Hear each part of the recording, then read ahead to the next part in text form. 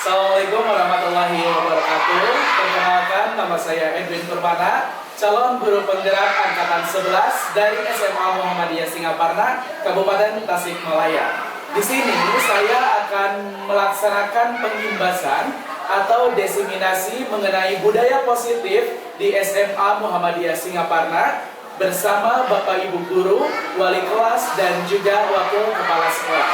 Selamat menyaksikan. Assalamualaikum warahmatullahi wabarakatuh. Puji dan syukur marilah kita panjatkan kehadiran Allah Subhanahu wa Ta'ala yang telah memberikan beribu nikmat kesehatan kepada kita semua, sehingga kita semua bisa berkumpul hari ini dalam kegiatan aksi nyata budaya positif diseminasi di SMA Muhammadiyah Singaparna. Yang terhormat Bapak Ibu Wakil Kepala Sekolah dan yang kami hormati Bapak Ibu guru serta wali kelas di SMA Muhammadiyah Singaparna. Nah, sebelumnya izinkan saya Bapak Ibu untuk melakukan pengimbasan berbagi ilmu yang sudah saya dapat di program pendidikan guru penggerak angkatan 11 Kabupaten Tasikmalaya. Nah, di sini ada diseminasi mengenai budaya positif. Baik, sebelum ke pembahasan Bapak Ibu, kita ice breaking dulu. Nah, ini seperti yang Bapak Ibu lakukan di dalam kelas, ada ice breaking terlebih dahulu, tapi diselang, tidak ice breaking 2 jam di kelas atau ice breaking full sampai selesai. Kita ice breakingnya diselang. Nah, ice breaking hari ini yaitu yuk kita senyum selama 30 detik. Nah, ya. Sebelumnya mohon izin Bapak Ibu, maka untuk berdiri dulu. Nah, berdiri, silakan. Ini berhadapan. Ustaz Sik dari siapa ya? Ada Pak. Sini, sudah kita dengan prestasi. Kita dengan kita.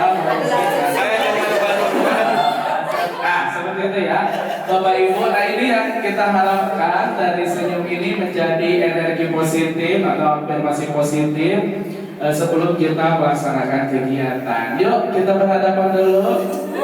Silakan kita lihat wajah teman-teman kita. Mulai dari senyum akhirnya bisa tertawa. Nah, itu dia ya, alhamdulillah. Sudah? Oke, terima kasih Bapak Ibu. Nah, alhamdulillah kegiatan hari ini diawali dengan senyuman. Baik, sebelum ke pembahasan juga, marilah kita buka kegiatan hari ini Bapak Ibu dengan mengucapkan basmalah bersama-sama. Bismillahirrahmanirrahim. Oke, selanjutnya di sini Bapak Ibu ada kesepakatan forum diseminasi. Nah, di sini misalnya dari saya, yang pertama itu menghargai pendapat orang lain. Nah, ketika kita sedang melaksanakan diskusi kali ini, kira-kira kesepakatannya mau apa? Misalnya boleh minum, misalnya, atau apa? Monggo, ada yang mau ditambahkan lagi? Menggunakan handphone sebelumnya. Nah, bisa ditulis Pak Arif, mohon untuk diedit. Ditambahkan poin 2, menggunakan handphone seperlunya.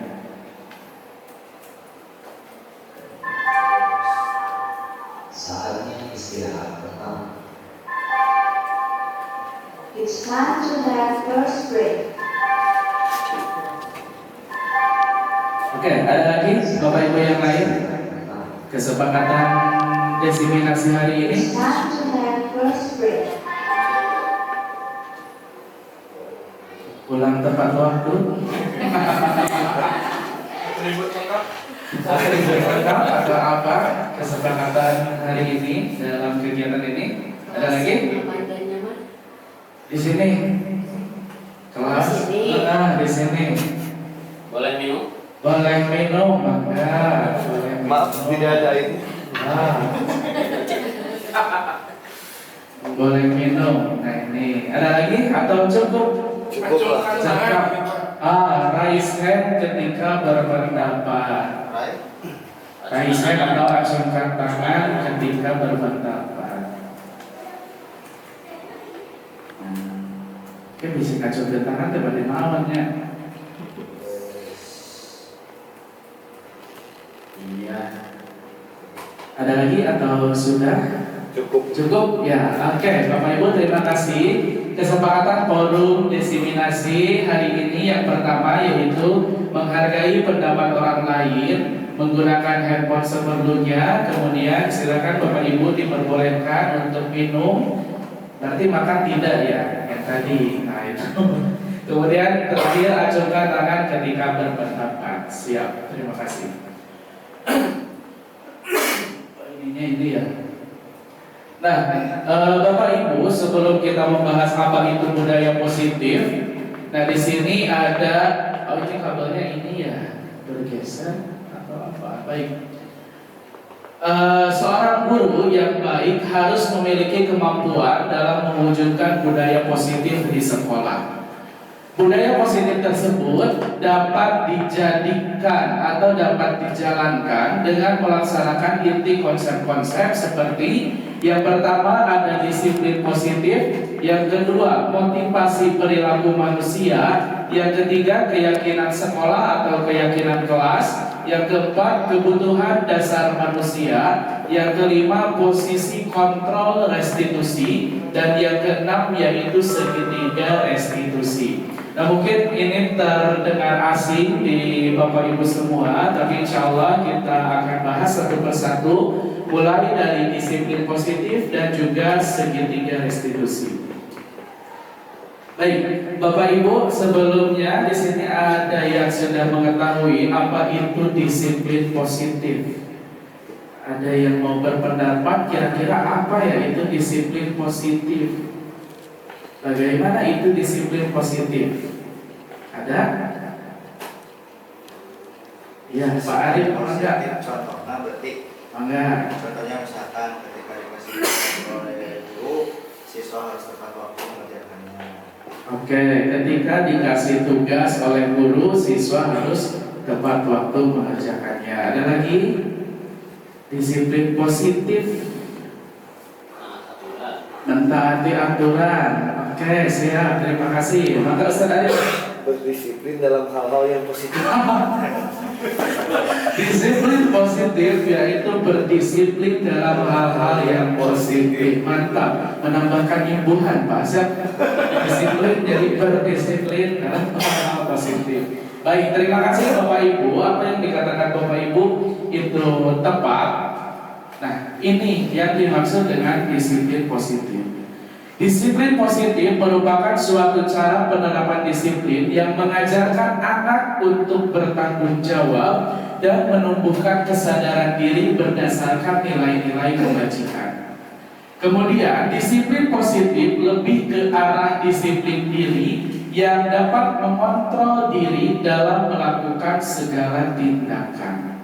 Itu yang dimaksud dengan disiplin positif.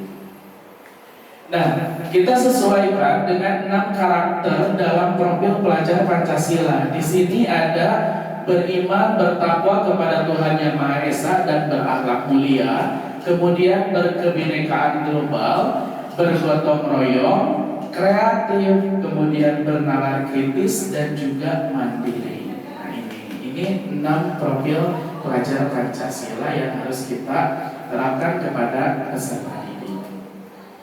Kemudian selanjutnya ada motivasi perilaku positif. Apa itu motivasi perilaku positif? Nah ini, kita sebagai manusia setidaknya motivasi perilaku manusia itu ada 3. Ya, ada yang hanya untuk menghindari ketidaknyamanan atau hukuman. Ada Bapak Ibu? 3 motivasi seperti ini. Nah, yang pertama menghindari ketidaknyamanan atau hukuman. Kemudian yang kedua untuk mendapatkan imbalan atau penghargaan dari orang lain. Ada. Ya. Kemudian yang ketiga untuk menjadi orang yang mereka inginkan dan menghargai diri sendiri dengan nilai-nilai yang mereka percaya. Nah ini setidaknya ada 3 motivasi perilaku yang ada di dalam manusia. Nah silakan Bapak Ibu termasuk ke dalam yang mana, kemudian kita analisis juga kira-kira peserta didik kita ini masuk ke dalam motivasi perilaku yang mana yang mereka munculkan. Ini. Kemudian ada keyakinan sekolah atau keyakinan kelas. Nah Bapak Ibu, terutama yang menjadi wali kelas, mungkin kita di awal pembelajaran sudah membuat kesepakatan dengan peserta didik, yaitu keyakinan kelas. Ya, misalnya poin-poin keyakinan kelas yang sudah Bapak Ibu susun dan Bapak Ibu rancang bersama murid apa saja? Dari Bu Lydia mungkin keyakinan kelas yang dibentuk dengan kelas 11 IPS 2 apa? Ada kedisiplinan, dan ada gadget, juga apa namanya, menghargai satu sama lain ketika di kelas. Iya. Ada lagi? Lupa lagi. Oke, lupa lagi. Bu Tina ada kira-kira? Oke, sama. Siap. Sama-sama saja. Sama-sama lupa. Oke, dari Bu kita kira-kira keyakinan kelas yang sudah dibentuk dengan kelas 11 IPA ada apa saja? Tidak ada pembulian. Tidak ada pembulian di dalam kelas. Ada lagi? Lupa deh. Oh, oke. Dari Pak Sandi, barangkali yang sudah dibentuk mungkin menjaga kebersihan, salah satunya membuang sampah pada tempatnya. Oke, dari Pak Asep ada Pak keyakinan kelas yang dibentuk? Tepat waktu, rapi, kerapihan. Mantap. Ada lagi Pak? Ada lagi, Ada lagi? lupa lagi. Lupa lagi. Pak Rizky, keyakinan kelasnya? Kerapihan, kemudian disiplin juga. Disiplin. Lalu menjaga ucapan dan tindakan. Oke, dari Pak Arif Rahman. Disiplin, kebersihan, dan Oke, nah itu semua terima kasih Bapak Ibu sudah membentuk keyakinan kelas di dalam kelasnya masing-masing. Nah ini keyakinan sekolah atau kelas. Keyakinan sekolah atau kelas berupa pernyataan-pernyataan universal yang mudah diingat dan dipahami dan harus diterapkan di lingkungan sekolah. Nah, kemudian di sini guru berperan dalam mewujudkan terbentuknya keyakinan sekolah atau kelas dengan adanya kesepakatan guru dan murid. Seperti yang sudah dilakukan oleh Bapak Ibu tadi, keyakinan kelasnya disiplin misalnya, kemudian kerapihan, tanggung jawab, dan lain sebagainya. Nah, itu bagus sekali Bapak Ibu. Nah, selanjutnya ada kebutuhan dasar manusia. Apa sih kebutuhan dasar manusia? Nah, ini kebutuhan dasar manusia. Ketika seorang murid melakukan suatu perbuatan yang bertentangan dengan nilai-nilai kebajikan atau melanggar peraturan, hal itu sebenarnya dikarenakan mereka gagal memenuhi kebutuhan dasar mereka. Nah, di sini kebutuhan dasar manusia ada 5 poin. Yang pertama yaitu bertahan hidup, kasih sayang dan rasa diterima, kemudian ada penguasaan, kemudian ada kebebasan dan kesenangan. Nah ini, silakan ya kita analisis bersama. Nah, Bapak Ibu contoh di sini ada kasus. Kasusnya seperti ini. Ibu Malia, guru wali kelas 11, sedang bingung menghadapi salah satu murid di kelasnya yaitu Pak Idil. Nah ini Pak Idil murid Bu Malia ya, bukan Pak Idil di sekolah SMA Muhammadiyah Singaparna. Pak Idil sering sekali meminta bekal makan siang siswa lain atau mereka dengan secara paksa. Nah, Bapak Ibu, jika Bapak Ibu menghadapi situasi seperti yang dihadapi oleh Ibu Malia, apa yang akan Bapak Ibu lakukan, kemudian menurut Bapak Ibu kira-kira alasan Pak Idil melakukan hal itu kenapa? Ada yang mau menjawab? Atau kita satu-satu ya analisis? Karena setiap orang mempunyai pendapat yang berbeda, saya yakin. Nah ini, sekali lagi, Ibu Malia adalah guru wali kelas 11. Sedang bingung nih menghadapi salah satu murid di kelasnya yaitu Pak Idil. Nah, Pak Idil ini sering sekali meminta bekal teman-temannya, bekal makan siang dengan secara paksa. Nah, jika Bapak Ibu dalam situasi seperti itu, apa yang Bapak Ibu akan lakukan? Kemudian kira-kira menurut Bapak Ibu alasan Pak Idil melakukan hal tersebut itu kenapa? Tentu Pak Idil juga melakukan itu ada alasannya. Kira-kira dari Ibu, dari Ustaz Arif. Yuk, Ustaz Arif dulu. Angga, Ustaz. Terima kasih semua untuk menjawab pertanyaan nomor 2 dulu. Kira-kira apa alasan Badil melakukan hal itu? Mungkin kita lihat dari beberapa kebutuhan peserta didik mungkin yang tadi. Di antaranya adalah poin pertama yaitu kebutuhan untuk bertahan hidup. Dan salah satunya untuk bertahan hidup itu mungkin adalah makanan. Mungkin itu alasan yang jadi pertamanya. Kemudian apa yang dilakukan oleh kita gitu kalau menghadapi situasi seperti ini, mungkin di jajanan gitu atau dikasih makan ini supaya dia tidak minta kepada teman-teman yang lain memaksa memberikan makanan kepada Pak Idil. Oke, terima kasih Ustaz Arif. Nah itu tadi jawaban dari Ustaz Arif.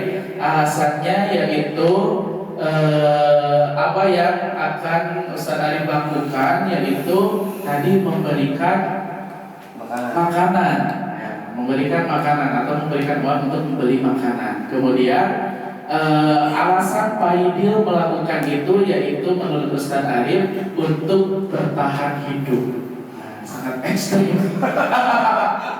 Bertahan hidup meminta makanan kepada siswa lain dengan paksaan. Siap, terima kasih Ustaz. Selanjutnya maka Pak Sandi, dari Pak Sandi, kira-kira jika Pak Sandi berada di posisi Ibu Malia, nah kira-kira akan seperti apa dan bagaimana? Akan dipanggil mungkin muridnya Pak atau siswa. Dipanggil. Diberitahu bahwasanya tindakan itu merupakan tindakan yang tidak baik, yang perlu diperbaiki juga.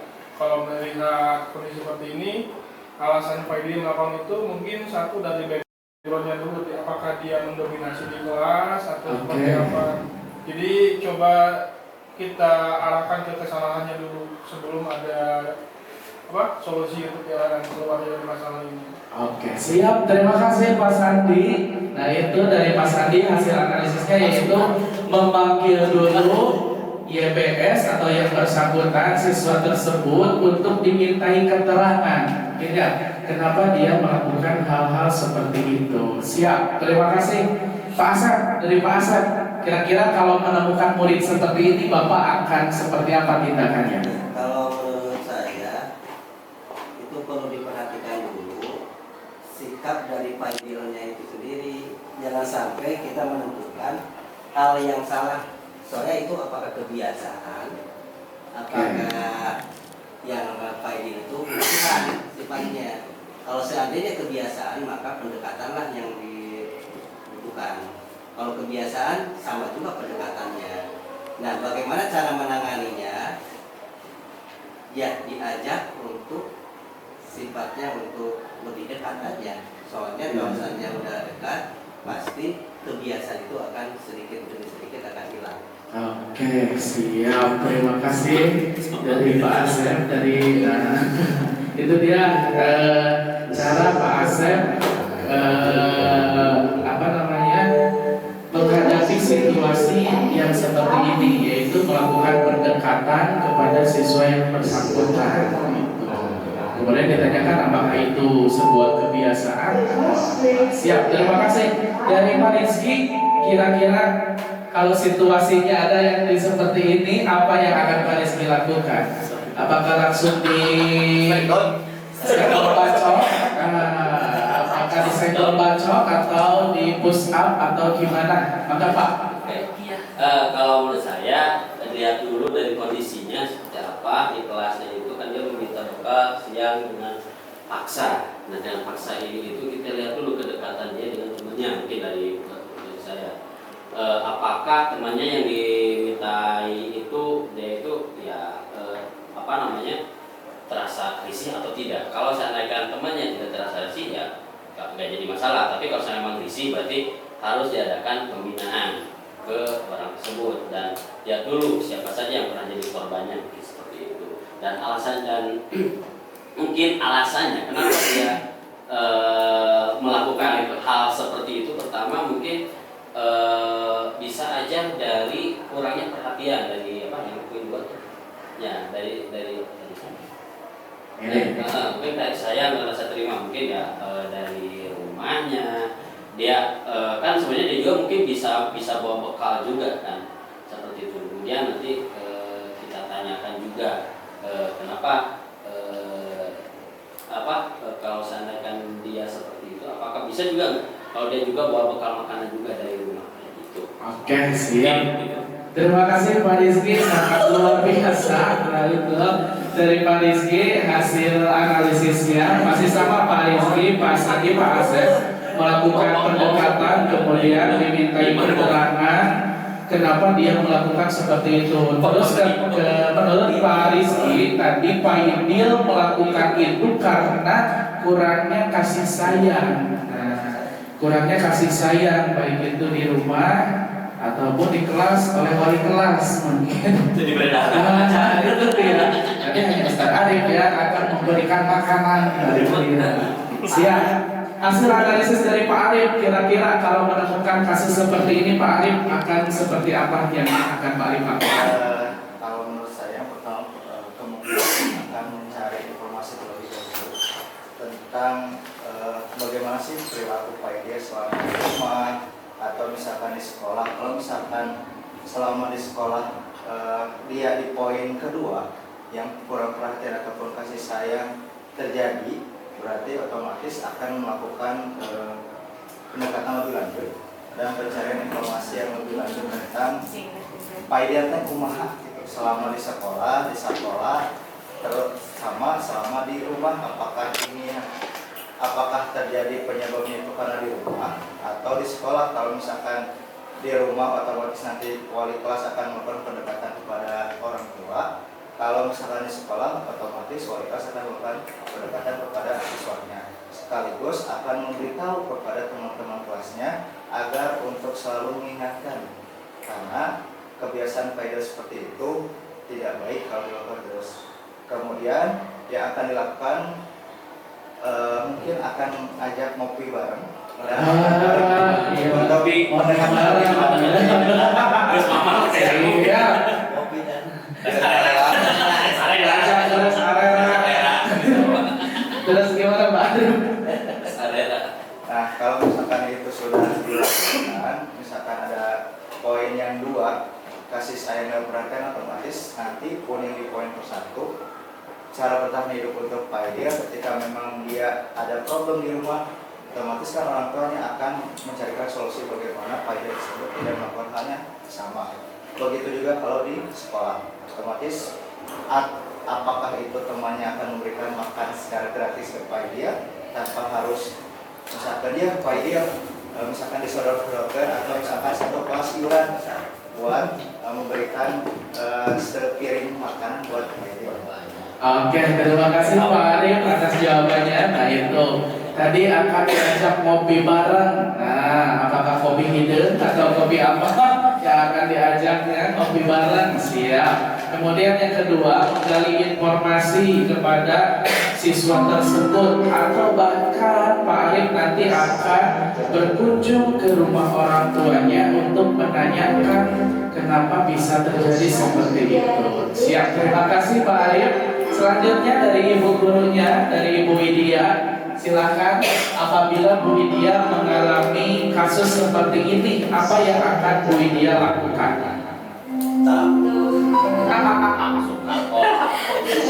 Di sini kita bisa dibiasakan.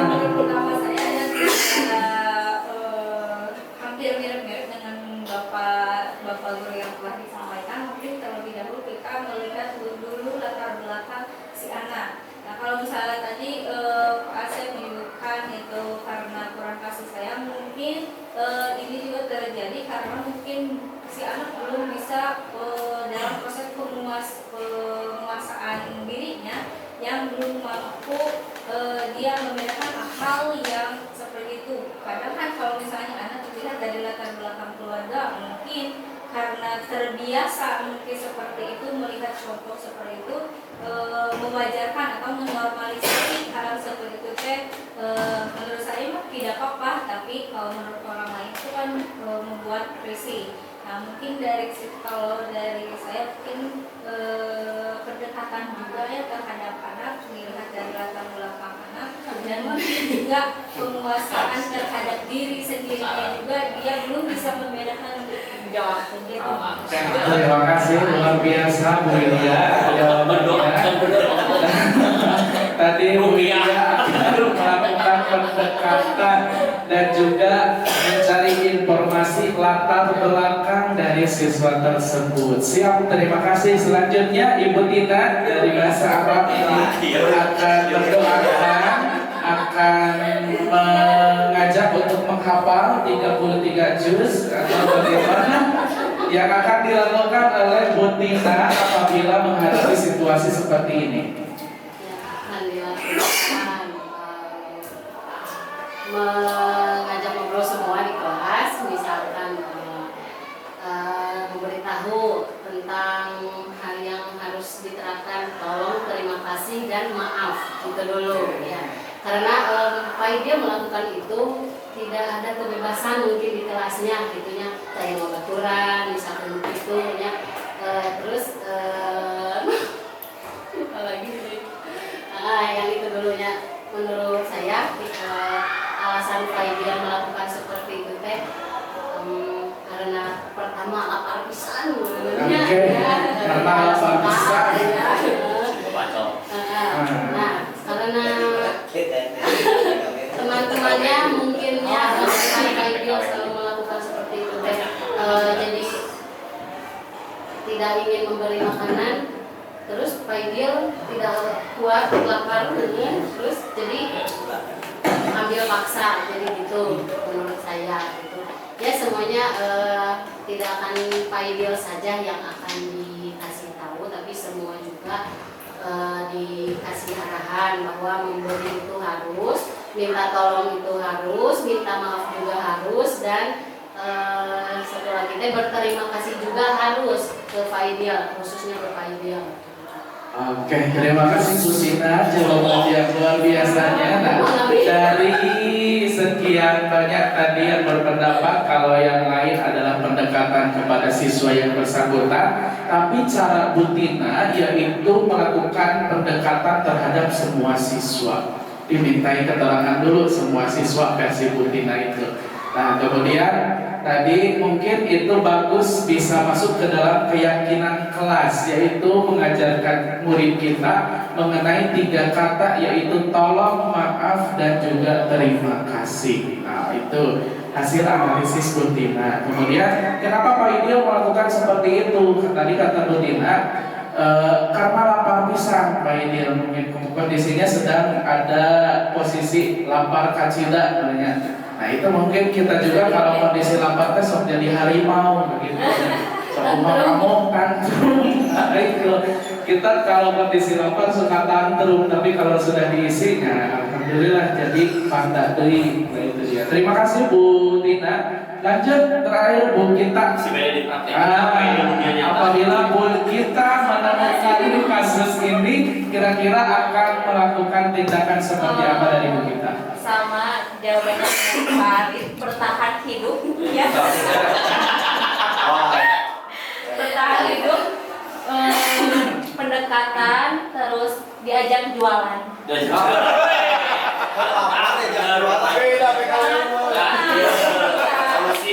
Beda PKW rumah dengan solusinya. Itu dia. Siap, terima kasih Bu Kita, luar biasa sekali inovasi baru nih. dari Bu Gita tadi alasan Pak Idil melakukan itu ya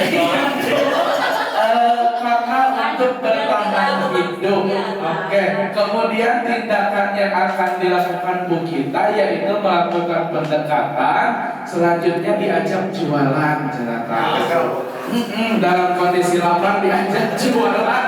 Nah, oke. Biar tidak meminta. Nah, biar tidak meminta secara paksa kepada temannya, ada usaha terlebih dahulu yang dilakukan oleh Pak Idil. Nah, mudah-mudahan panjang bisa. Ngomong banget.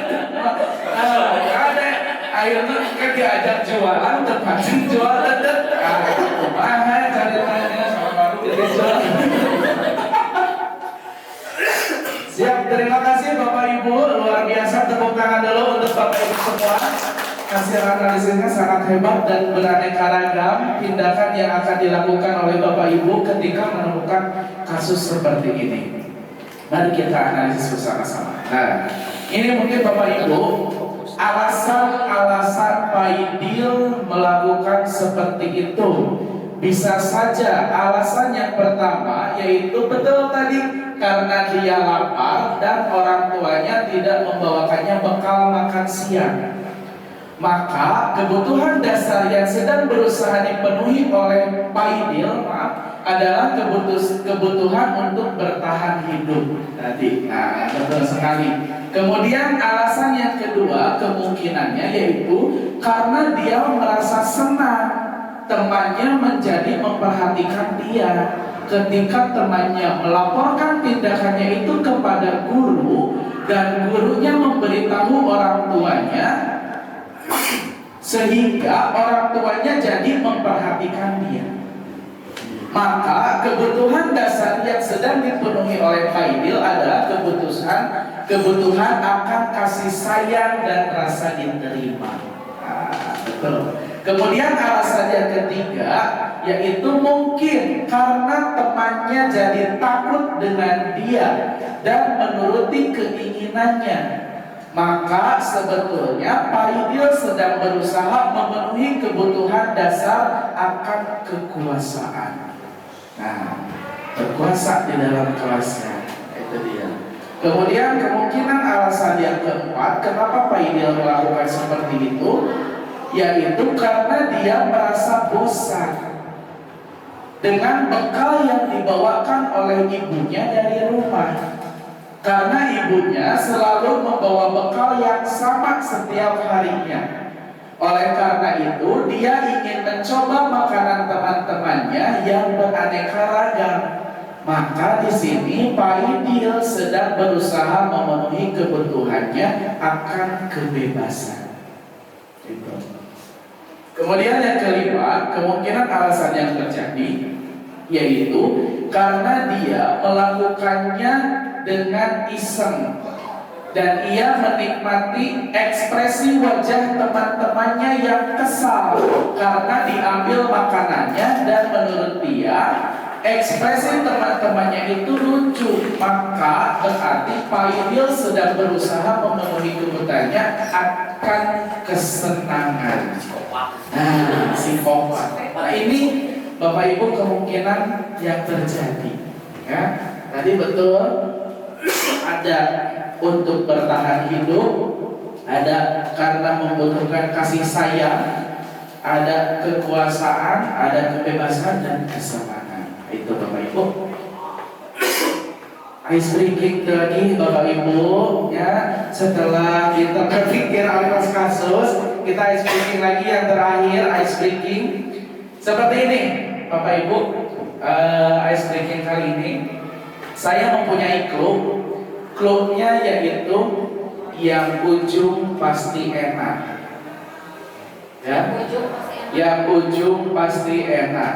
Nah, itu clue-nya ya.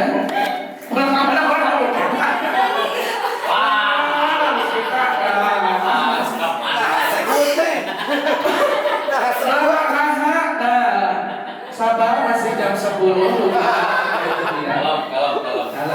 Ice breaking clue-nya adalah yang ujung pasti enak. Contoh, ya. Hari ini saya memakan kredok atau karedok. Kemudian saya akan makan makanan yang enak, yaitu ketoprak. Sudah menemukan dari clue ini? Oke, Bu Dia sudah menganggukkan. Oke, Pak Arif juga sudah. Bu Tina masih mengerut. Nah, Bu Kita juga sama. Ingat-ingat clue-nya yang ujung pasti enak. Bapak Ibu, yang ujung pasti enak. Yang ujung pasti enak. Oke, ya. Sudah menemukan dari permainan ini? Oke, siap. Pak Arif Rahmat, tadi saya mau makan ketoprak. Enak. Kalau Pak Arif Rahmat mau makan apa yang enak? Ketika saya pergi, Makan apa? Mau makan makanan apa? telur ceplok. Telur ceplok enak tidak? Tidak enak, Pak Arif. Tidak enak. Aslina. Telur ceplok mah tidak enak. Berarti belum menemukan Oke, Ustaz Arif kita coba. Saya makan ketoprak, Pak. Itu enak. Kalau Ustaz Arif mau makan apa? Kerupuk enak. Kerupuk enak. Oke, Pak Rizky masih memutar. Oke, kerupuk enak. Ustaz Arif makan kerupuk, coy. Nah, selanjutnya kita coba Bu Kita. Setelah Ustaz Arif makan kerupuk, Bu Kita mau makan apa? Makanan yang enak? Apa? Nah, masih belum menemukan. Kita coba Bu Kita, ayo. Mau makan apa Bu Kita? Ingat clue-nya yang ujung pasti enak. Nah, Ustaz Arif mau makan kerupuk. Bu Kita mau makan apa? Apa ya? Makanan. Oke, masih berpikir. Kita ke Pak Sandi. Pak Sandi, Ustaz Arif makan kerupuk dan itu enak. Kalau Pak Sandi mau makan apa? Pengen kupat tahu. Kupat tahu enak? Enak. Telur ceplok mah teh enak tadi. Telur ceplok teh enak, Pak Arif tadi. Kupat tahu enak. Pak Sandi makan kupat tahu. Kalau Bu Tina Dorsa kita mau makan apa? Yang enak? Kolak enak tidak? Tidak enak Bu Tina. Kolak itu tidak enak. Nah, apa ya? Kolak tidak enak Bu Tina. Nah, Pak Sandi makan kupat tahu dan itu enak. Coba kalau Bu Widya mau makan apa yang enak? Kupat tahu. Bu Widya mau makan ui. Enak tidak? Tidak enak. Bu Widya nggak enak. Nggak enak ui mah aslina. Mau digeriungkeun enak. Kalau kuih, Jadi kalau ui. Oke, coba masih dengan kupat tahu. Kalau Pak Rizky Multaja mau makan apa yang enak? Karedok. Karedok. Karedok enak tidak? Tidak. Aduh, ini hanya Pak Rizka, Sandi sama Pak Arif. Coba lagi. Kupat tahu mau makan apa? Ubi. Ubi enak? Tidak. Kupat tahu, Bu Widya mau makan ubi? Tidak. Enak kan? Enak. Oh iya. Tadi salah orang kan? Enak. Enak. Oke, ya, oke. Bu Widya mau makan ubi. Itu enak. Coba. Kalau Ustaz Pak Rizky Multaja mau makan apa? Pisang goreng. Oh iya, iya. Pisang goreng. Ikan goreng. Jadi Ikan goreng. ikan goreng. Ikan goreng. Gitu. Ikan goreng enak. Enak ikan goreng. Coba Pak Arif Rahmat jika masih bingung. Pak Arif Rahmat mau makan apa? Itu isi. Goreng bala-bala. Goreng bala-bala. Goreng. Kepala bala goreng apa bukan kepala bala ya teh? Betul teh. Nah, itu ya. Siap, terima kasih Bapak Ibu. Cukup sekian saja untuk ice breaking-nya. Nah, bisa diterapkan di siswa mangga liar siswa juga. Klubnya yang ujung pasti enak. Nah, cara permainan ini kita lihat yang ujungnya tadi ketoprak berarti ujungnya yaitu K. Maka kita mencari makanan dari huruf K. Kalau tadi saya makan ketoprak, kemudian Pak Arif mau makan telur ceplok, itu tidak enak. Hasilnya nyambung dari grupnya. Nah, saya seperti itu. Tadi kan kupat tahu menjawab kolak enak. Nah, dilanjut ke dia bui begitu enak. Harusnya berhenti. Baik, terima kasih Pak Arif, dikembalikan lagi slide-nya. Ada?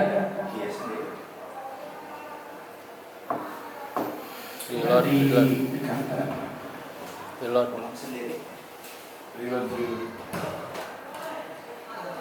Ya, maaf Bapak Ibu. Ini mau di break. Di break ya? Otomatis saya tadi sebentar. Ke bawah Pak Arif. Atau ke beranda aja, ke beranda.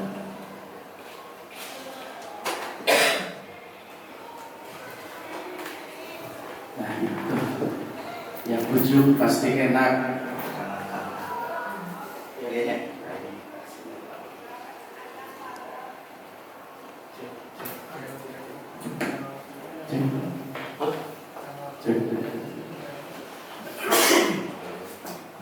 Lanjut.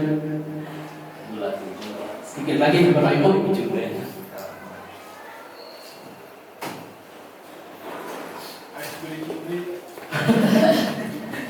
Sudah Pak, sudah buat nanti lagi. Dilanjut pakai itu aja Pak. Ini belum connect.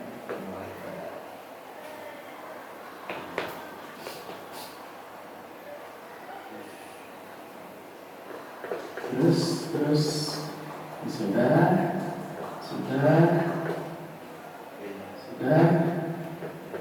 balik lagi SPG sudah lanjut next. Oke, nah Bapak Ibu, nah ini kita sebagai guru dan juga wali kelas beserta ada Wakasek juga perlu, saya rasa ini materi sangat luar biasa yang kita sebagai guru di sekolah ini kita bisa terapkan kepada murid kita atau bahkan anak kita di rumah. Nah, itu. Selanjutnya yaitu posisi kontrol restitusi. Next, Pak Arif. Oke. Nah, baterai dulu.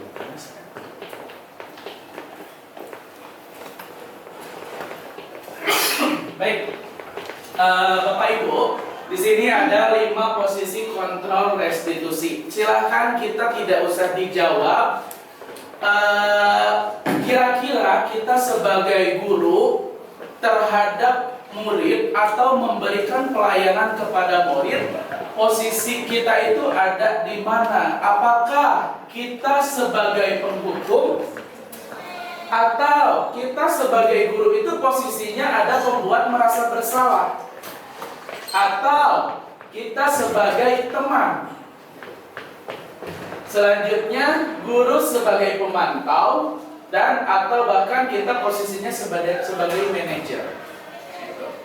Enggak, itu dijawab oleh diri sendiri. Kira-kira posisi kita selama ini memberikan pelayanan kepada murid, baik itu yang menjadi guru di kelas atau bahkan kita sebagai wali kelas atau wakasek kesiswaan.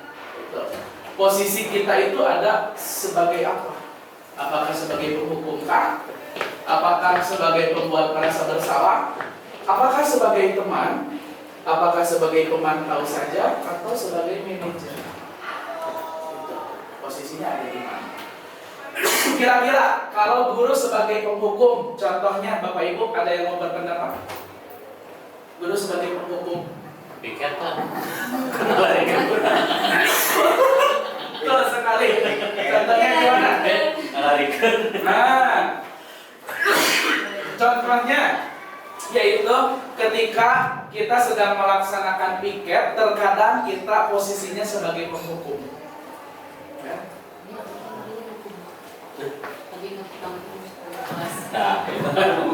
Nah, ya, contohnya tadi dari Bapak Ibu, ketika kita posisinya sedang piket, terkadang kita menjadi guru sebagai penghukum. Hukuman yang diberikan kepada siswa apa? Berlari 10 keliling atau 5 keliling, atau membaca Al-Quran. Ada lagi? Atau di kelas, ketika ada siswa yang tidak mengerjakan PR, Bapak Ibu, cek Bapak Ibu kumaha. Dalam PPK. Nah, gimana kan itu murid? Apakah dibaberkan bukunya? Nah, segel bacok berdiri di depan. Nah, dari ibu kita berdiri di depan. Nah, itu berarti terkadang kita sebagai penghukum untuk murid. Itu. Kemudian ada pembuat merasa bersalah sebagai teman, pemantau, manajer. Nah, itu. Dari posisi-posisi ini, saya berharap kita semua berada di posisi sebagai manajer, tidak sebagai penghukum, tidak sebagai pembuat merasa bersalah, tidak sebagai teman, tidak sebagai pemantau, tetapi kita harus berposisi sebagai manajer. Apa itu contoh atau dari definisi sebagai penghukum, pembuat merasa bersalah, sebagai teman, pemantau, dan manajer? Bapak Ibu kita simak. Agak kurang ya, mohon maaf. Nah ini, kalau kita posisinya sebagai penghukum, ketika guru berbuat seperti ini, menghardik atau menunjuk-nunjuk, kemudian menyakiti, kemudian menyindir. Ini. Kemudian guru berkata, kalau kamu tidak melakukannya, awas ya, rasakan sih ya. Itu kita sebagai posisi penghukum. Nah, ari maneh gitu bahasanya, atau apapun itu bahasanya kepada anak. Namun maneh terkerjakan, awas ya nilainya di bawah KKM. Awas ya nilainya 20. Maneh terkerjakan, awas ya bapak dilupakan. Itu kita sebagai posisi penghukum. Hasilnya apa yang didapatkan oleh murid ketika kita berada di posisi penghukum? Hasilnya murid akan memberontak. Kemudian dia akan menyalahkan orang lain. Atau yang ketiga, dia akan berbohong. Itu hasilnya kalau kita sebagai penghukum. Kemudian kaitan dengan dunia berkualitas, yaitu murid meletakkan guru di luar dunia berkualitas. Jadi menyampaikan guru si anak itu kalau kita sebagai penghukum. Kemudian apa yang akan dikatakan oleh murid ketika kita berada di posisi penghukum? Misalnya contohnya seperti ini. Ah, biarkan saja, nanti juga marah-marah lagi. Nah itu.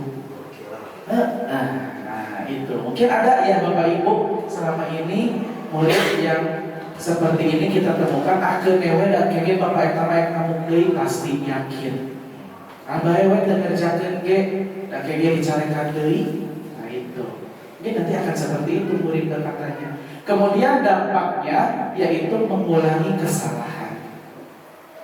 Oke, coba kita perhatikan ketika kita piket, yang terlambat itu saja.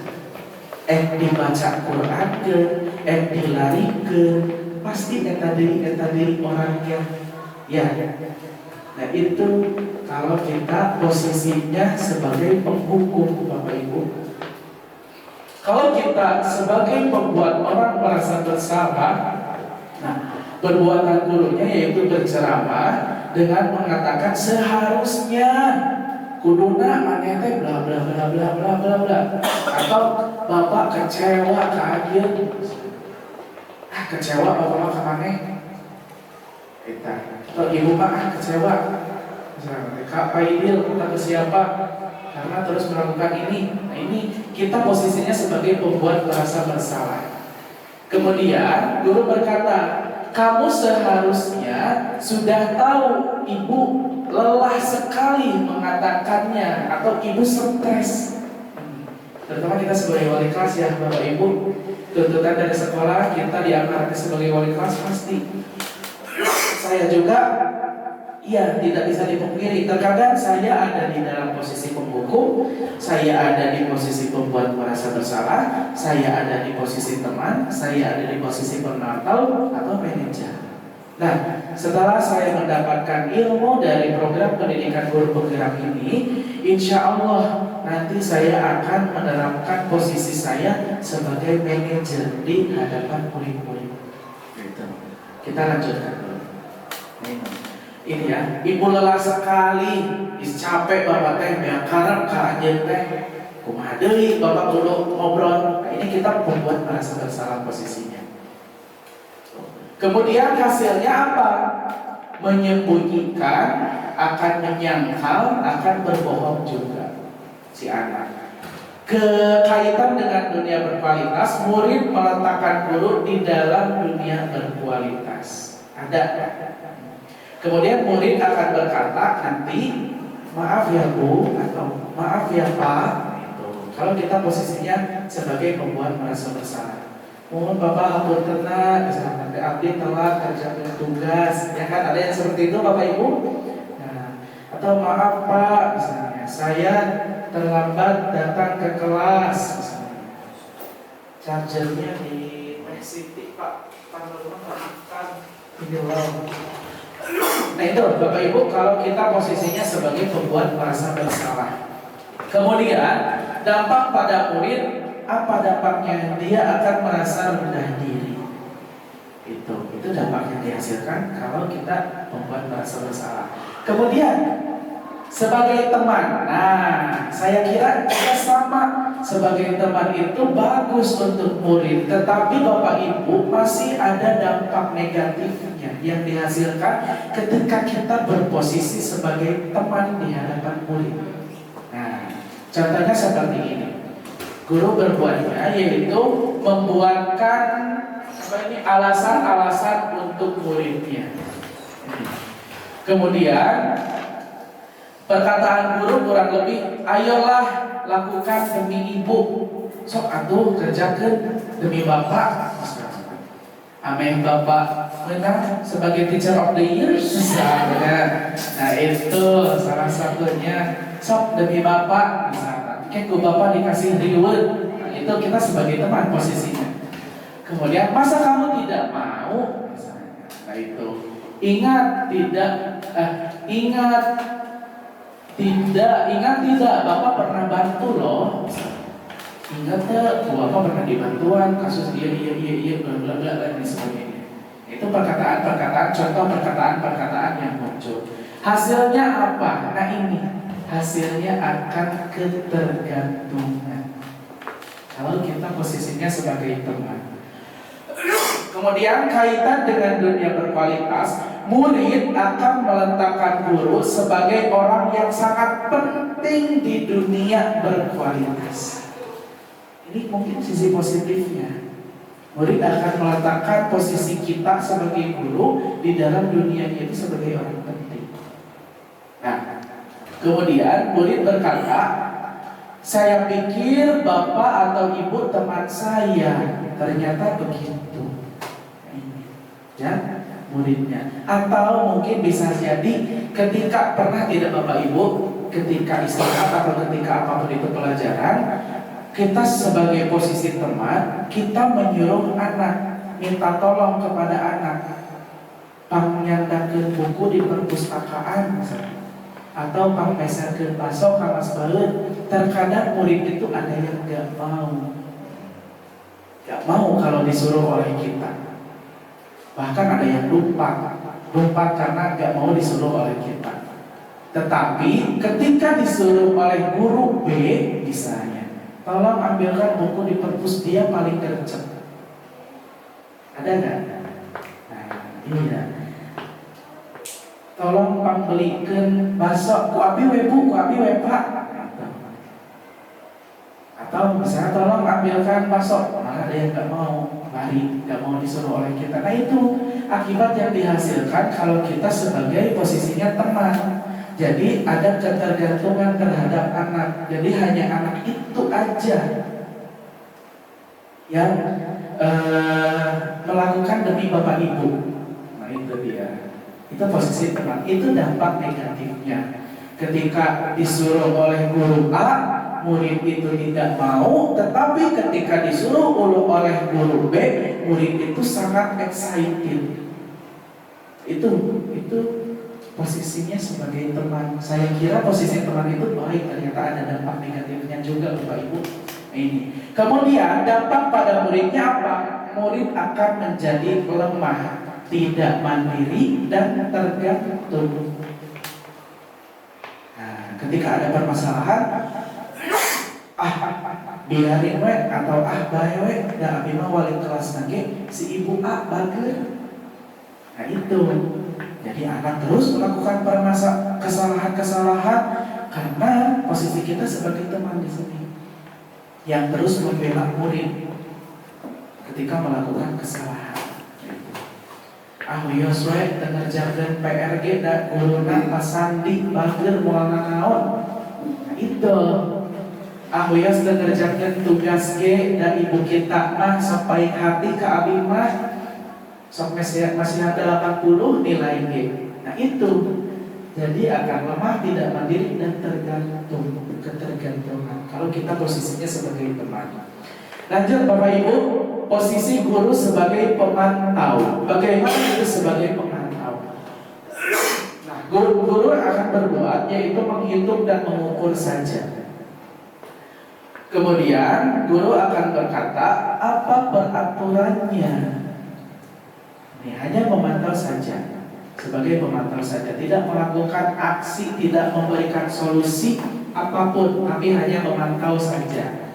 Kemudian hasilnya menyesuaikan diri bila diawasi. Nah ini Bapak Ibu, ketika murid mengerjakan tugas kerja kelompok, misalnya posisi Bapak Ibu ada di depan, murid malah memainkan handphone.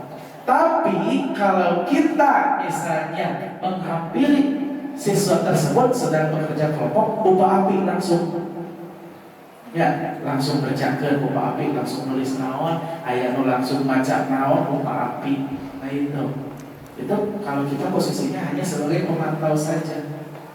Itu di sini menyesuaikan diri bila diawasi. Apabila Bapak Ibu mengawasi murid Bapak Ibu, dia langsung gercep melakukan tindakannya. Tapi kalau tidak diawasi, maka kalau dipantau saja, murid akan mungkin akan seenaknya. Contohnya dalam diskusi kelompok. Kemudian kaitan dengan dunia berkualitas, murid akan meletakkan guru, peraturan dan hukum di dunia berkualitas. Ini. Kemudian murid berkata, berapa banyak bintang yang saya harus peroleh misalnya. Berapa halaman yang harus saya tulis, Pak, Bu, itu sabaraha lembar nu abi kudu ditulis teh. Gitu. Pernah seperti itu? Nah, saya juga pernah Bapak Ibu. Kemudian dampak pada muridnya yaitu menitik beratkan pada sanksi atau hadiah untuk dirinya. Ini ya, menitik beratkan pada sanksi atau hadiah untuk dirinya. Suka Bapak Ibu memberikan reward? Nah, mungkin itu ditunggu-tunggu juga oleh murid ya. Hadiahnya apa nanti yang akan diberikan. Nah, itu sebagai pemantau. Dan di sini terakhir posisi guru sebagai manajer. Nah, ini yang ingin saya harapkan setelah adanya aksi nyata budaya positif ini, saya khususnya dan Bapak Ibu umum yuk kita sama-sama untuk berbenah diri untuk menjadi guru yang berada di posisi sebagai manajer. Kumaha Pak Edwin maksudnya hesenya? Ya betul Bapak Ibu, tantangannya sangat berat dan susah. Tapi yuk kita minimalisasi sedikit demi sedikit. Misalnya tadi sebagai penghukum, hukumannya apa? Kita pikirkan bersama-sama. Ya, itu. Atau hukumannya ketika tidak mengerjakan tugas berdiri di depan kelas. Nah, kita ganti. Apakah dengan siswa hanya berdiri di depan kelas itu efektif untuk dirinya? Tidak. Mungkin kita tidak adil. Kita memperhatikan siswa yang lain yang 20 orang, sedangkan yang 1 orang kita tidak perhatikan. Dia hanya berdiam diri di sana. Itu.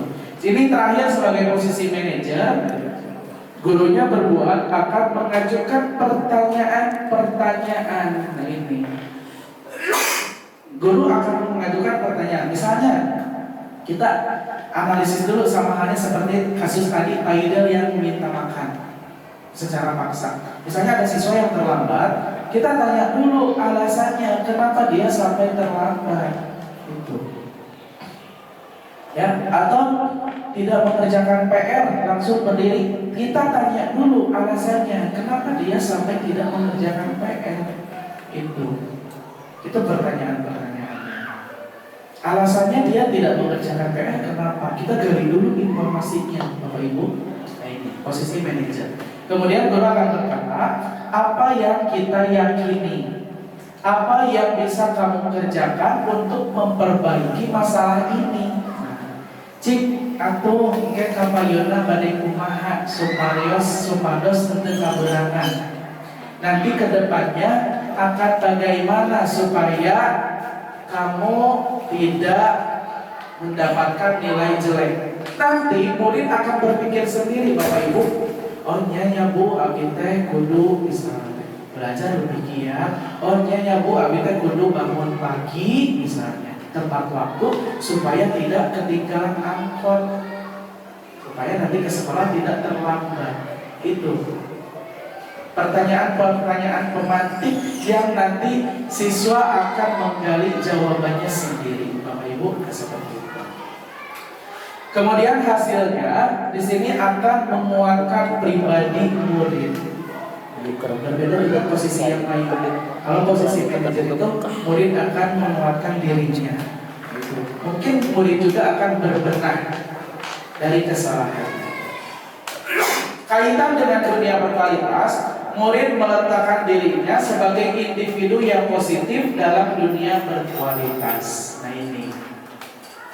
Jadi tidak hanya guru kalau sebagai posisi manajer, tapi dia akan meletakkan posisinya diri sendiri sebagai yang positif dalam dunia berkualitas. Murid berkata, nah bagaimana caranya saya bisa memperbaiki keadaan? Nah, ini yang kita harapkan. Jadi terus dari sini mah penuh penekanan, tapi sebagai manajer mah nanti si muridnya akan berkata, Bu aku kumaha supaya supados abi teu kaberangan teh gitu. Bu kumaha supados abi teu dibully wae misalnya. Bu kumaha supaya abi mengerti pelajaran bahasa Arab misalnya bahasa ibu, mengerti mata pelajaran ibu atau mengerti pelajaran bapak. Nah itu nanti murid akan berkata seperti itu kalau kita posisi sebagai manajer dari awal. Kan muncul nanti posisi pertanyaan-pertanyaan seperti itu. Kemudian dampak yang pada muridnya yaitu mengevaluasi diri, bagaimana cara memperbaiki diri. Nah ini Bapak Ibu. Jadi si murid akan evaluasi secara tidak sadar, dia akan mengevaluasi dirinya sendiri atas kesalahan-kesalahan yang diperbuatnya. Itu mungkin Bapak Ibu ya. Mulai sekarang, yuk kita pelan-pelan, kita perlahan untuk berada di posisi manajer. Ketika kita sebagai guru mata pelajaran atau wali kelas. Tuh, Ibu, sip. Ini posisi kontrol institusi. Di antara kelima posisi kontrol tersebut, sebaiknya seorang guru menggunakan posisi kontrol sebagai manajer. Nah, sebagai manajer, guru dapat berbuat membuat sesuatu bersama murid, mempersilahkan murid bertanggung jawab dan mendukung murid agar dapat menemukan solusi. Ulah we dicarekan orang teh, ulah we dihukum sok atau gimana supaya murid itu menemukan solusinya sendiri untuk membenahi diri. Selain itu, posisi manajer mengacu pada restitusi yang dapat menjadikan murid sebagai manajer bagi dirinya sendiri sehingga dapat tercipta identitas positif pada diri murid. Ini yang kita harapkan setelah kita menjadi posisi manajer, tidak ada lagi kesalahan-kesalahan yang dilakukan oleh murid, baik itu tidak mengerjakan PR, baik itu datang terlambat ke sekolah, misalnya. Begitu. Lanjut. Nah, segitiga restitusi ada 3 tahapannya. Yang pertama yaitu menstabilkan identitas. Yang kedua ada menanyakan keyakinan. Dan yang ketiga ada validasi kebutuhan. Ini contoh-contoh kalimatnya. Kita akan bahas. Nah ini menstabilkan identitas. Menstabilkan identitas dilakukan berdasarkan prinsip bahwa membuat kesalahan adalah bagian dari proses pembelajaran yang nantinya akan menggeser identitas gagal ke arah identitas sukses. Ini. Nah, beberapa contoh kalimat untuk menstabilkan identitas diantaranya berbuat salah itu hal yang manusiawi. Kita inikan dulu posisi muridnya ketika berbuat kesalahan. Nah, kemarin alhamdulillah Bapak Ibu setelah mendapatkan materi ini pas dengan kejadian yang saya timpa sebagai wali kelas, yaitu ada Wirgi dan Ilham adu tinju. Nah, di kelas mata pelajaran rutina kompleks sekali masalahnya. Nah, saya mencoba menerapkan segitiga restitusi ini. Menstabilkan dulu identitas keduanya antara Wirgiawan dan Ilham. Nah, ini beberapa pertanyaan pengantiknya. Berbuat salah itu hal yang sangat manusiawi. Kita stabilkan dulu posisi murid kita ketika sedang melaksanakan kesalahan. Atau misalnya tidak ada manusia yang sempurna. Atau misalnya bapak atau ibu tidak tertarik untuk mencari tahu siapa yang benar dan siapa yang salah. Nah, ini saya kemarin memakai ini. Bapak atau ibu lebih tertarik untuk menyelesaikan masalah. Nah, ini pertanyaan-pertanyaan. Enggak, sikap itu tetapi tambahkan sikap yang lain yang baru. Atau misalnya, maukah kamu belajar cara lain untuk mendapat yang kamu butuhkan tanpa harus memukul? Ini bisa. Ini kita validasi tindakan yang salah dengan pertanyaan ini. Nah, dengan Bapak Ibu kemarin saya mencoba memakai kalimat yang pertama. Saya konfirmasi kepada Ilham dan juga Wirgi alasannya kenapa bisa melakukan seperti itu. Alasan Ilham, kunaon make onyok, Pak cenada atuh menenge enjing keneh, abi teh tos dibully. Yang kedua alasannya muncul alasan-alasan dari anak teh. Yang kedua, Bapak abdi teh di bumi teh tidak kondusif. Abdi teh jadi pasihan lokal di bumi. Nah, ayeuna kumpul ka sakola, kurang rencana dibully terus masih pagi kondisinya. Itu alasan dari Ilham. Alasan Wirgi, kenapa Wirgi? Alasan Wirgi melakukan pembulian kepada Ilham. Pak, David resep. Berarti tadi ada rasa kesenangan ya, Bapak Ibu, ada rasa kesenangan di dalam Wirgiawan ketika membuli seseorang. Ini Bapak Ibu silakan nanti bisa diterapkan kita sebagai guru dan juga wali kelas dalam menghadapi masalah pada murid-murid kita. Ini tindakan selanjutnya yaitu validasi tindakan yang salah. Terakhir, menanyakan keyakinan. Segitiga restitusi yang terakhir yaitu menanyakan keyakinan. Menanyakan keyakinan dilakukan dengan memberi pertanyaan-pertanyaan bermakna kepada murid atau anak untuk memunculkan motivasi secara intrinsik sehingga mampu mengaitkan keyakinannya dengan tindakan yang salah. Ini. Nah, contoh kalimat untuk menanyakan keyakinannya. Apa nilai-nilai yang kita percaya di sekolah kita? Kalau misalnya nilai-nilai apa yang telah kita sepakati. Kemudian kelas yang ideal itu yang seperti apa sih? Ini pertanyaan-pertanyaan pemantiknya. Atau kamu ingin jadi anak seperti apa? Apa yang kamu rasakan ketika kamu melakukan itu? Kamu menjadi orang seperti apa? Ini. Kemarin saya menanyakan keyakinan kelasnya itu. Ini. Nilai-nilai apa yang telah kita sepakati?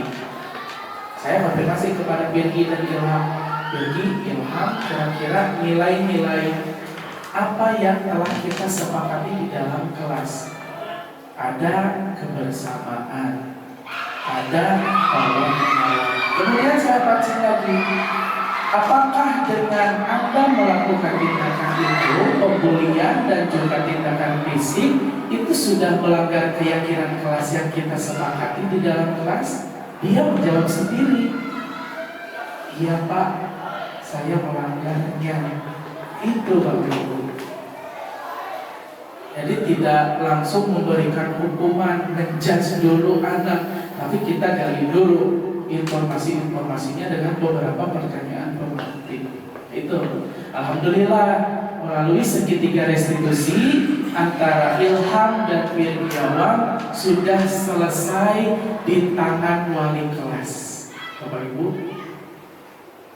ya, nah ini yang kita harapkan. Setiap permasalahan yang terjadi pada murid kita sebagai wali kelas coba selesaikan dulu sebelum kita meminta bantuan kepada guru BK, atau lebih jauhnya sebelum kita meminta bantuan kepada Bapak Wakil Kepala Sekolah bidang kesiswaan. Yuk kita selesaikan dulu sebagai wali kelas. Ini, ya, dengan cara mungkin segitiga restitusi ilmu yang hari ini Bapak Ibu dapatkan, ya. Nah itu mungkin Bapak Ibu di diseminasi budaya positif, pengimbasan ilmu yang saya dapat di dalam guru penggerak angkatan 11. Mudah-mudahan apa yang saya berikan ini bermanfaat khususnya untuk saya, untuk menjadi pribadi yang lebih baik lagi, umumnya untuk Bapak Ibu guru dan Bapak Ibu wali kelas. Itu saja mungkin Bapak Ibu. Sampai sini ada yang mau ditanyakan dulu Bapak Ibu? Atau cukup sekian saja? Enggak. Ini kasusnya Sophie. Sophie yang sering mengantuk di kelas. Nah, saya coba melakukan segitiga restitusi kunaon Sophie makin mengantuk di kelas dengan beberapa pertanyaan. Enggak, ada yang mau ditanyakan atau cukup Bapak Ibu? Cukup saja? Iya, baik. Terima kasih Bapak Ibu semuanya atas waktunya. Mohon maaf waktunya diganggu. Sekali lagi mudah-mudahan apa yang saya sampaikan ini dapat bermanfaat bagi Bapak Ibu guru dan juga Bapak Ibu wali kelas dalam melaksanakan budaya positif di lingkungan kerja kita, yaitu di SMA Muhammadiyah Singaparna. Jadilah pribadi yang terbaik Bapak Ibu di hadapan murid.